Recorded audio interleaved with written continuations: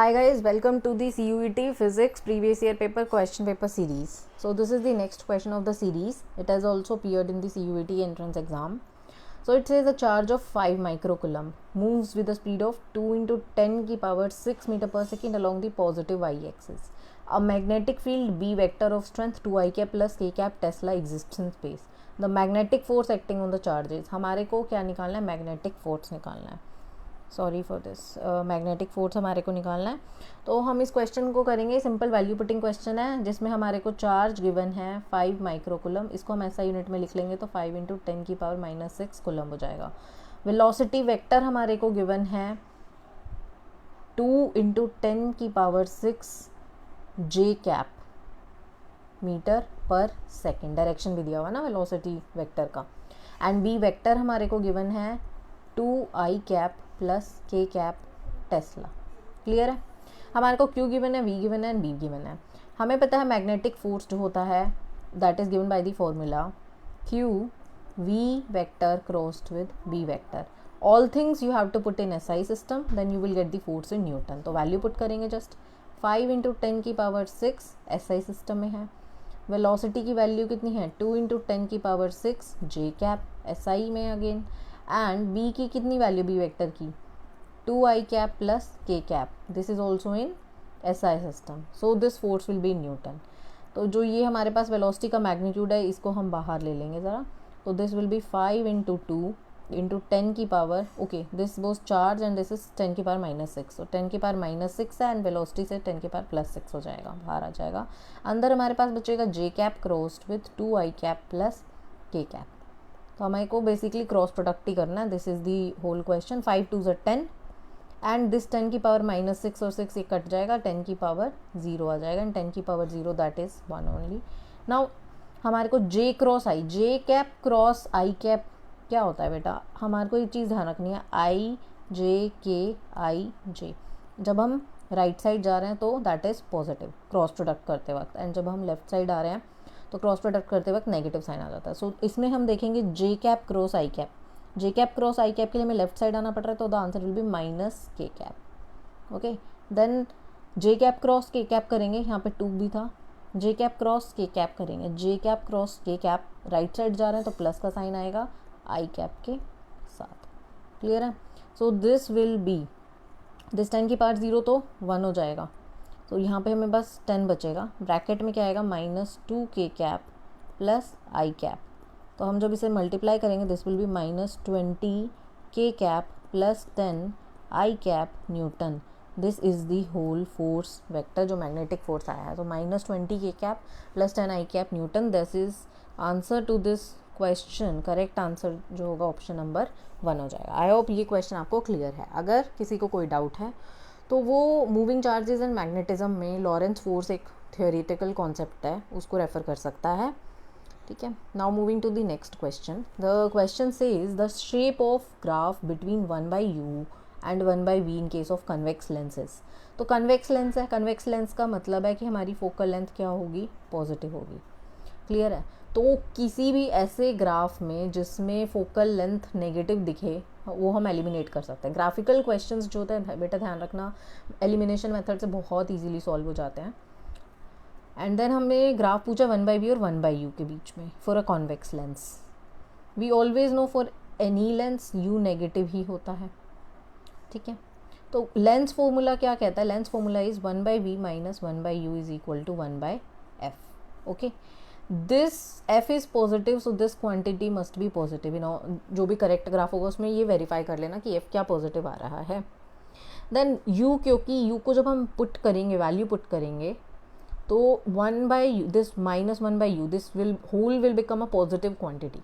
तो अगर हम 1/v को y एक्सिस पे प्लॉट कर रहे हैं ग्राफ में जैसा कि हम देख रहे हैं, एंड 1/u को हमने x एक्सिस पे प्लॉट किया है, since this u is negative, negative negative will be positive, so y plus x का ग्राफ हो जाएगा and this will be 1/f. This quantity also should, this is positive so this whole quantity should be positive आएगी ये quantity. तो हमारे पास जो graph 1 है वो एलिमिनेट हो जाता है क्योंकि इसमें जो f आएगा हमारे पास that is coming out to be negative. ये हम देख पा रहे हैं कि ये नेगेटिव डायरेक्शन में ये f आएगा क्योंकि इस लाइन पे ही हमारा कहीं ना कहीं f आएगा, तो ये ग्राफ एलिमिनेट हो जाता है। हम देख रहे हैं अपनी इक्वेशन में y plus x equals to 1/f है। ये जो हमारी इक्वेशन है y plus x is equals to 1/f है, तो it's simply a linear graph y plus x. तो ये जो हमारे पास कर्व वाला ग्राफ है ये तब आता है जब हमारे पास यहाँ पे 1/y या 1/x वाली टर्म होती। तो option B is also eliminated. Clear है? Now we can see that in option 4 हमारे पास एक स्ट्रेट लाइन ग्राफ आया कि मतलब अगर हम u को चेंज कर रहे हैं, ऑब्जेक्ट डिस्टेंस चेंज होता है, तो we know that v also changes. लेकिन हम देख रहे हैं कि this is a constant line, तो अगर इस ग्राफ में u चेंज हो रहा है तो v चेंज नहीं हो रहा है, तो this means this is not correct. तो जो करेक्ट ग्राफ हमारा बचता है, करेक्ट आंसर हमारा बचता है, that is option number 3। This was by the method of elimination.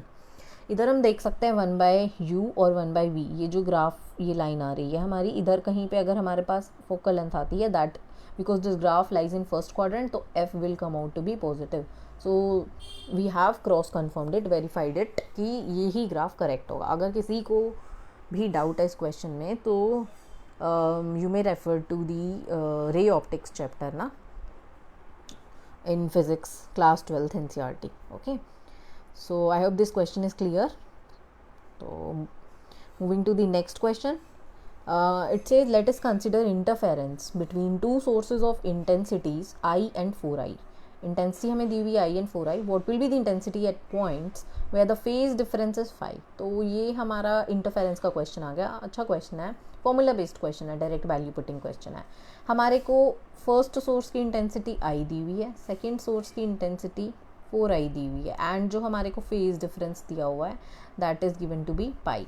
Just हमें फॉर्मूला पता है इंटरफेरेंस में net intensity I that is equal to, sorry for this, that net intensity is equals to I1 plus I2 plus 2 under root I1 I2 cos phi. This is the formula for net intensity in case of interference of light. So just value put करनी है आप लोगों को।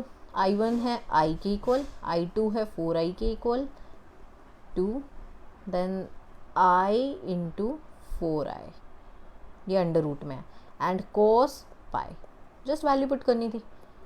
This becomes 5i plus ये जो quantity को solve करेंगे it will come out to be 4i, then cos pi की वैल्यू होती है -1, so this is 5i minus 4i।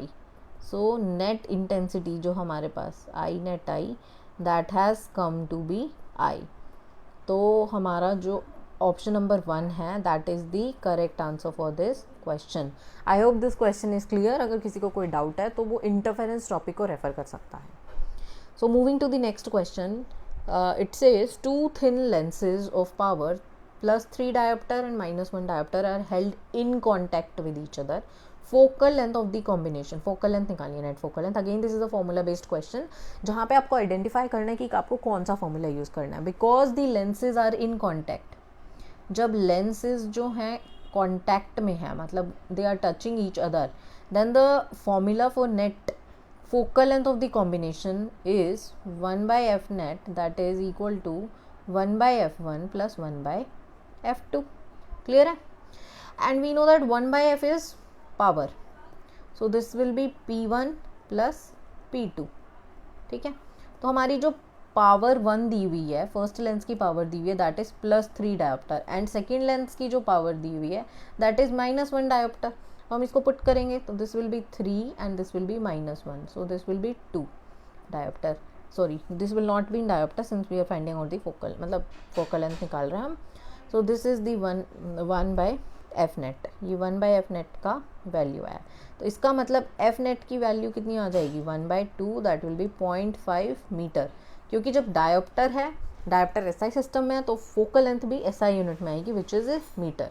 ठीक है, तो अब इसको हम सेंटीमीटर में कन्वर्ट करेंगे तो 100 से मल्टीप्लाई करना होगा, so this will come out to be 50 centimetre. तो करेक्ट जो हमारा आंसर आएगा that will be 50 centimetre, option number 2। So the correct answer to this question is option number 2। अगर किसी बच्चे को किसी भी इस क्वेश्चन में डाउट है अगर, तो वो रेफ़र कर सकता है to the topic focal length of combination of lenses. तो उधर उसे 2 केस मिलेंगे कि when the lenses are in contact with each other, that is the touch each other, तो distance between the lenses will be 0। और जो दूसरा case मिलेगा वो मिलेगा when the lenses are separated by some small some distance d। ठीक है, तो you can refer to that theory. Okay, now moving to the next question. The next question says, at what speed should a galaxy move? Speed पूछिए हमसे, Galaxy का question है, सो this is गैलेक्टिकल motion का question with respect to Earth, so that the spectral line of 600 nanometer appears as 600.6 nanometers. Okay, so this is a question of Doppler effect of light था ना, जो red shift and गैलेक्टिकल motion वाला question होता है। तो अगर किसी को कोई डाउट है तो उस टॉपिक को रेफर कर सकता है।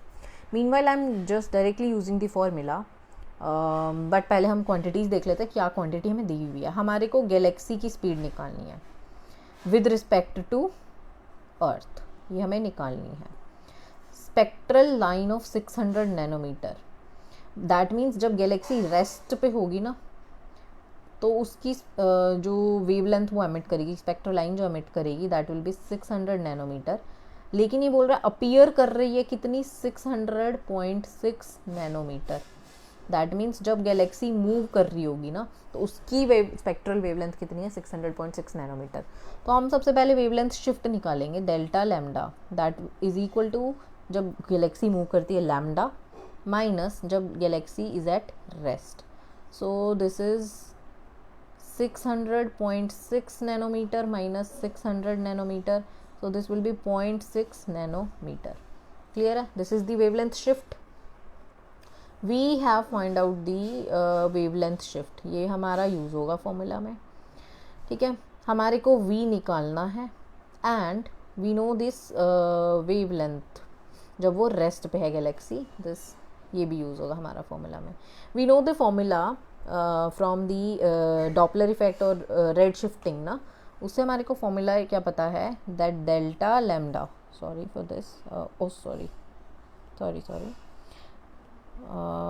Wait a minute, delta, we know the formula that delta lambda by lambda that is equal to v, जब गैलेक्सी जो वेलोसिटी होगी गैलेक्सी की विद रिस्पेक्ट टू अर्थ ना, दैट अपॉन में c. so this is the formula which we have to use, and this wavelength जो ये lambda हमारा use कर रहे हैं, that is the wavelength जब गैलेक्सी रेस्ट पे है।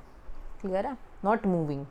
so this is the velocity of motion of the galaxy, this c is the speed of light, then delta lambda is the shift in the spectral line emitted by the galaxy, and that lambda rest is the wavelength emitted by the galaxy when it is at rest.